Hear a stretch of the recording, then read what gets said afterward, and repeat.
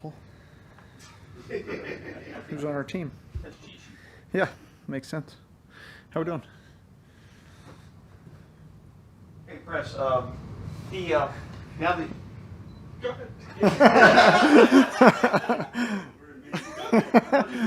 you collect your thoughts. Now that all the preseason is in training camps in Barn, can you talk about Tank Bigsby's play, especially his ball security, which, from what we saw in every instance, was perfect. Yeah, he's done a good job. And Tank's a guy that even last year, it's very, very important to him. I mean, there's not a lot of guys that care more than Tank cares. And like we mentioned before, there were kind of some unfortunate things that happened to him early last year when he just got started as a rookie. But, you know, to watch him throughout the course of last season as well, and then attack the offseason program, attack training camp, he just continues to take the steps that you hope to see from a young player, especially somebody that we do believe we'll be able to count on. And he's shown that, he's earned that, and we're excited about what's ahead for Tank. Has he gotten quicker, or is he that much more steeped in the offense that he's making decisive decisions on his cuts, holes, things like that? Yeah, I think that's part of it. I think just understanding what we're asking within each concept, understanding just time on task. You know, 2 years of running a lot of these concepts, seeing what the blocks look like, what the timing looks like. He's done a good job just taking coaching. You know, Coach Mack has done a great job just being very detailed, very thorough with those guys of what we're looking for, what the expectation is, what your footwork is, and then holding them accountable with ball security as well.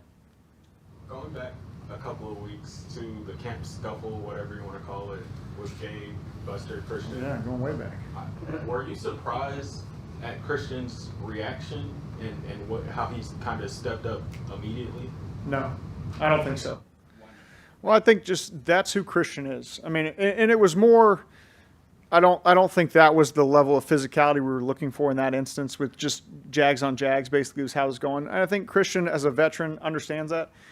Honestly, I know a lot of people didn't see it, so they wouldn't know, but that was as good of a camp scuffle as you can have. I mean, it was Christian came up, pushed somebody in the back, and from there, it was more just people pulling people out of a pile. There were no cheap shots. There was nothing out of the ordinary from that standpoint. Nobody did anything dirty. It was more, I think a message was kind of sent of that's not what we do. And then from there, it was a very clean scuffle, as you put it. So I thought, you know, I applauded Christian for Christian's leadership in that moment. And the coolest thing, and I told the offense this the very next day when we met, was I stayed in there after practice, you know, kind of watching guys finish practice. I watched Christian go grab Buster Brown, talk to Buster Brown man-to-man, have a conversation. You know, that's not the expectations. Nothing spilled into the locker room. So I think from that standpoint, that part of the leadership is what makes it even better. You know, more than he was there for his guy, he was the first one to respond, that type of thing, but then handles it the right way with maturity, leadership, a conversation with Buster, and it never spilled into anything beyond that. And so I think that was just a great move of leadership by Christian Kirk. It was a baseball fight. It's baseball. Right? I don't watch baseball, but I assume it was a baseball fight, yeah. Boring fight. 3 games on the sideline.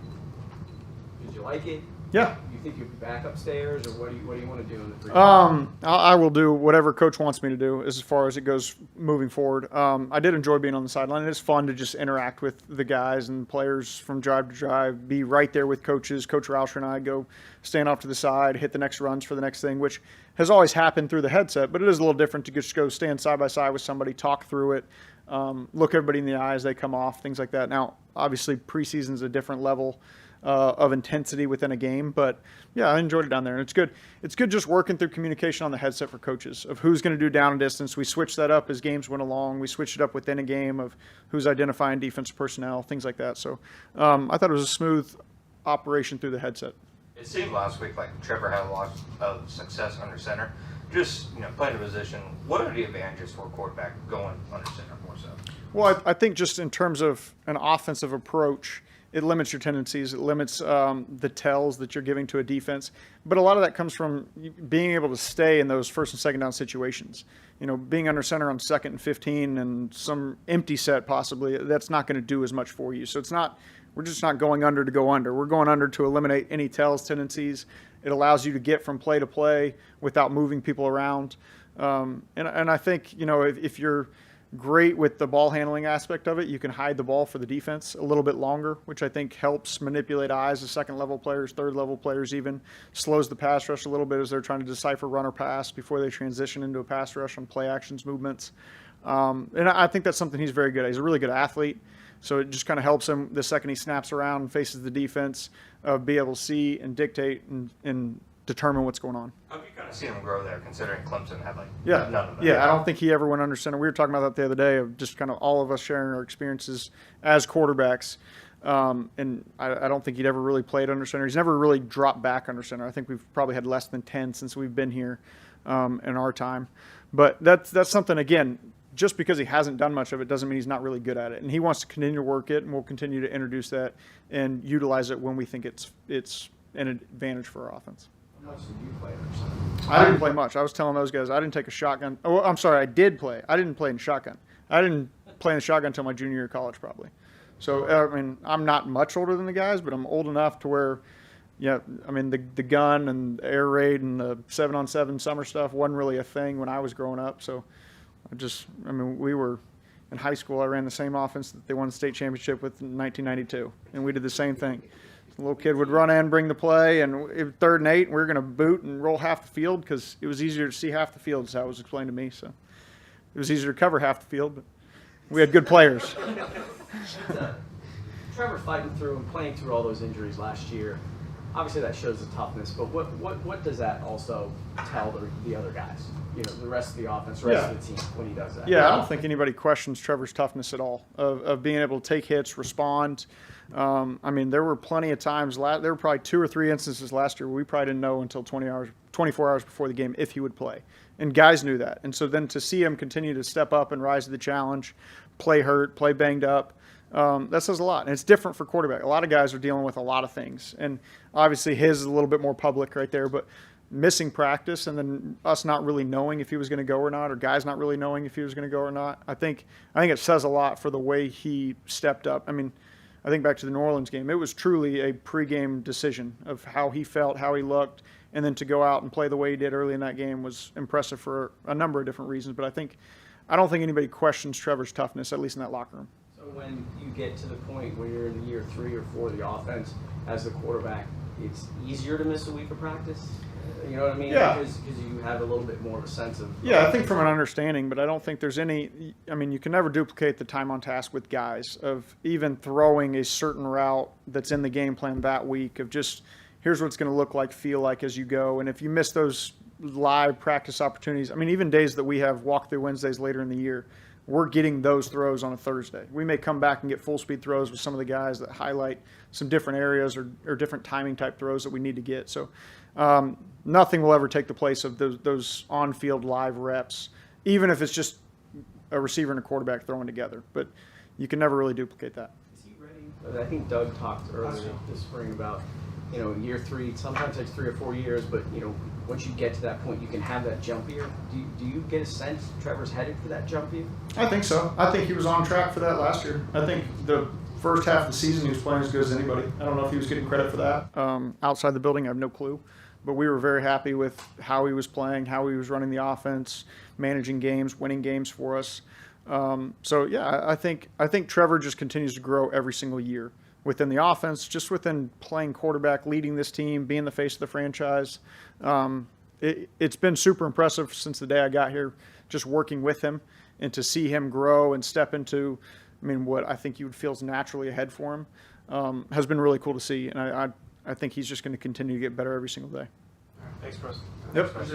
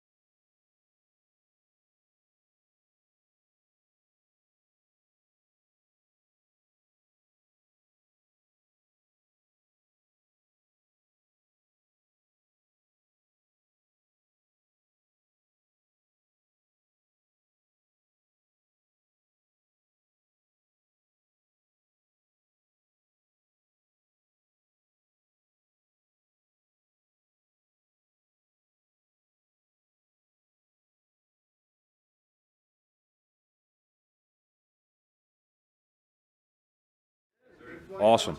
Great. Thank you. Thank you. Anybody. That's it? Okay, hey, have a good day. What was it about Assezi? He's one of the Yeah. guys who maybe was a surprise to some of us to be on the roster. What did you see from him throughout training camp in the preseason that you liked? Yeah, he made a lot of plays. I mean, he was all over the place. There was a play last game. He was outside one hash, made the play all the way outside the other number. Athletic player, plays with really good fundamental technique. Really bought into what we're doing. He's done a really good job. Good pass rusher, so a good combination. Still a young player, and there's a lot of upside to him, but his body of work, and we talked about this, the body of work over the time training camp and even in OTAs was pretty impressive. So really happy that he made the team. How hard is it, for a guy like Miles Cole to sort of, once you get into the structure of the season, to kind of get the extra practice time or the extra development that he needs when you're trying to game plan between games? Well, part of the thing with having the cut downs is that there is more time for the guys that are left over, that do make the team. So even though time is cut down a little bit, there's less guys. And so he'll still get the same amount of reps and things like that in practice, make sure he's ready to go on Sunday. Eric Armstead's listed as a defensive end on that roster in front of you. Plan to play him more on the edge than maybe on the inside? Plan to play him all over. Yeah, all over. All the positions. Smart player. He can do it all in the run and in the pass game. So he's going to be all over the place. There's 7 interior defensive linemen listed. Yep. Big number. Is their versatility part of why there were so many kept there? Sure, I think it's a combination of everything. We've got some good, really interior players, but then some guys that can flex out and play out on the end. Different personnel groups and packages and things like that. So it allows you the flexibility of maybe getting a little bit bigger in times when we need it. But I think overall the group's done a good job, and those guys are deserving of being here, and they've earned the spot. Now it's just let's take the next step and get into game week next week and see how it goes. How excited are you as a coach for Josh and Trayvon to be on the field together and play in your system? Very excited. Really good players. Have done a really good job. Last preseason game was awesome. Have them out together. You had Eric back in this. Some of the D tackles that we've got a good group. That group's got to play. They got to play hard and they got to play tough. Those two guys, they got to do a really good job on the edges of crushing the edge and be able to provide some pass rush. You don't always want to pressure in the league, and good defenses have 4-man rushes, and so those guys, look, they can play with finesse, they can play with power. They've done a good job in the run game, playing on the edge, coming out of a 3-point stance, thing like that. So, it's exciting. Good players, great people. They're awesome guys to be around, and they come out to practice. The thing about them that makes them, the next level and the next step is they practice every day. There's not a day off. They come out there, they're working every day to get better. That's what you appreciate as a coach. So you see their body of work, and it's very impressive. Just how good is the collection of talent in that defensive line room? Well, we'll see. I think the season will tell us, right? It's talent is one thing, but the production and what we do and things like that, those are the things that we'll be judged on, right? How many plays we make, how many games we win. So yeah, you'd like to think everybody say, hey, we got a talented group and things like that, right? And so let's get into the season, and then let's talk about that midway or 3/4 of the way at the end of the season, and then we'll have a good evaluation. What were your impressions of just seeing Darnell out there in a game setting with the rest of his teammates on Friday? Speed, he can run. I mean, he's an eraser. He can close quickly, and he's on him. Physical tackler. It was really good to see. He had a couple tackles on the sideline that was impressive. Threw himself around in the run game. I'm sure everybody saw it. He was in the box, and he was trying to do his job. Best of his ability, and so just that combination of run and pass, but coverage skills was really impressive. Sid came here as a 3-4 edge guy, so how different is what you're asking him to do now as a 4-3 linebacker? Don't see a big difference because he's still playing on the edge. He's still rushing, things like that. The thing that give him a lot of credit is his coverage, his zone coverage in space. Been very impressed with what he's done with that. Just learning. Matt's done a great job coaching, teaching him, getting him in space and his route matches and things like that. But like you saw in pass rush, it's the other stuff that he's grown his game. He's improved a lot. So it's really cool.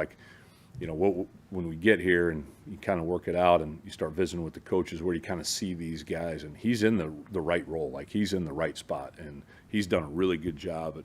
It's his role, you know, Chad. That's a unique role in our defense, and those guys have done a really good job. They made some plays now, like in coverage wise. It's like that's pretty good.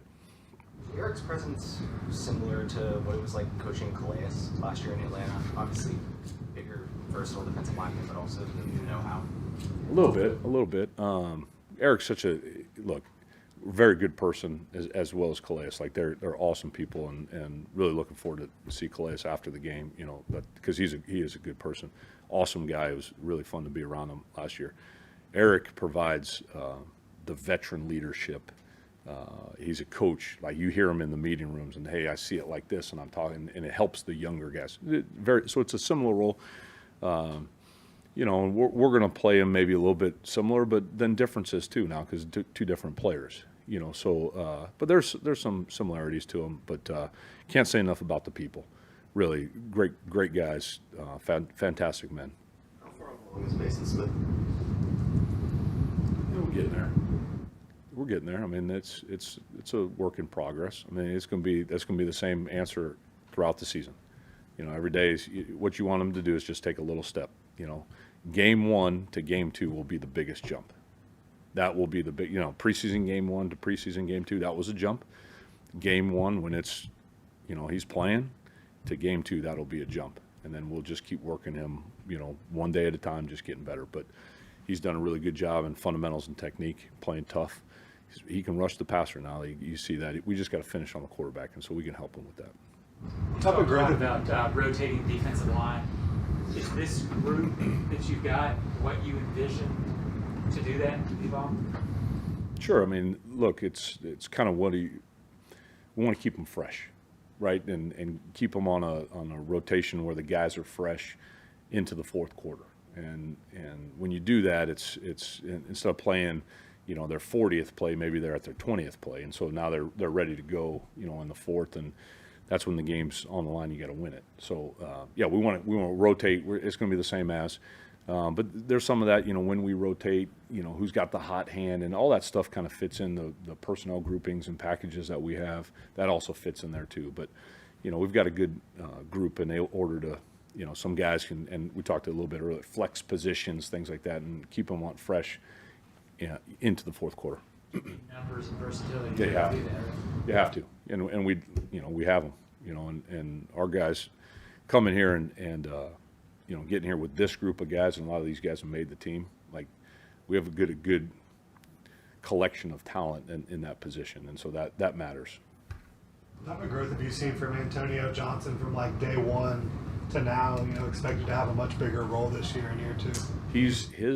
I say this, he's really learned how to be a pro. You see him around the building. You see him doing the extra things. The extra meetings are coming in, the right questions, things like that, and not just, hey, I show up at this time and I leave at this time. And he's grown into that. And Chris and Corey have done a great job kind of nurturing that and, you know, helping him along the way. You know, hey, try it like this, do it like this, coaching and fundamentals and technique like this, but hey, spend a little extra time watching this cut up. And that's helped him mature and grow and things like that. And so now the process is get on your routine. I'm sure they've talked to him, get on your routine in the season. What's your Mondays? All the Mondays look the same, and the Tuesdays and the Wednesdays, and work all the way up until Sunday, until game day. So that's been the biggest thing. It's been cool to see. The maturity of, you know, he just continues to mature and get better. I think that's what you're seeing on the field. I think you mentioned that before, making sure everything is the same, whether it's preseason, training camp, whatever. Why is that important? Treat every game every day like it's Sunday. So Sunday is not different. You know, like we want to wear the same gear, same practice. And look, that's easy to say, right? That's, you know, everybody's. But if you can take that approach and the mindset, then when Sunday comes, man, I'm ready to go. I don't have there's the indecision and the things like that create kind of uneasiness for the player. We want everything to look and sound and everything to be as close as we can to Sunday. So the player shows up, he knows his alignments and assignments, and he goes plays 1,000,000 miles an hour and plays fast and executes. That's really important. Right? In this league, you have to execute. Execute, play fast, play hard, play tough, violent, those things like that. And we want to do that every single day, so it's not different on Sunday. Awesome. Thank you, guys. Have a great day.